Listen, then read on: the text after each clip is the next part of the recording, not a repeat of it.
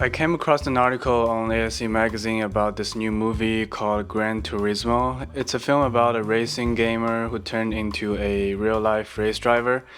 And I watched the trailer and it looked pretty good, so let's see how they shot it.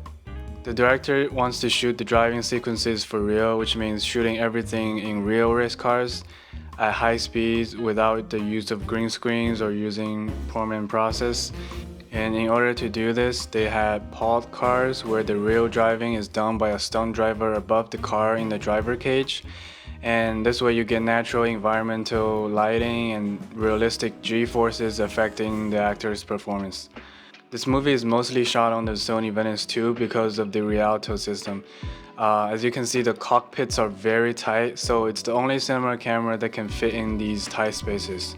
They put 3 Rialtos in each cockpit to capture the performance. These 3 cameras are all locked off, and one is in the neutral position and one on the left and one on the right, so that the director can have options to choose which side of the line he wants to be on when the car is going around the circuit.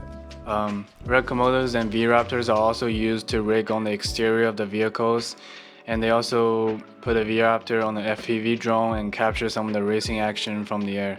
And they also had a full-size Venice 2 on the Talon head mounted on a tracking vehicle. This head is not completely stabilized, so you get some natural camera shake to enhance the vibration and speed of the vehicle. At some point they had 15 cameras on set and shooting at the same time because they only had one chance to get as much coverage as they can, because it's very hard for the cars to stop and go and reset. And let's talk about lighting.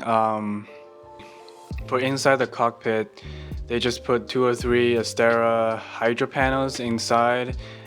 It's basically a small LED panel that can hide inside the car, and they chose not to rig any lights on the exterior of the car for safety reasons, and also the round windscreen of the car made it impossible to hide reflections. And for one of the night racing scenes, they used 12 construction cranes with 20 by 30 feet softboxes, and each softbox had 28 Vortex 8 light panels in it. They chose the Vortex because it's fully RGB and waterproof, since they're creating their own rain in this scene as well. Since the main character used to be a racing gamer, they filmed in this third-person POV angle to emulate his gamer vision of the racing experience, which I thought was really cool. So how they did this is they put a Sony Venice 2 Rialto on top of an 8-feet boom that is welded beneath the picture card. And later in post, a VFX person can just paint out the pole in the shot, and then you get this camera floating as a third-person view, just like you would have in the game. For the first-person view, they use a Red Komodo attached to the driver's helmet, and they use the Panavision Petzval lens because it's sharp in the center and soft in the corners to emulate the tunnel vision the driver has during the race.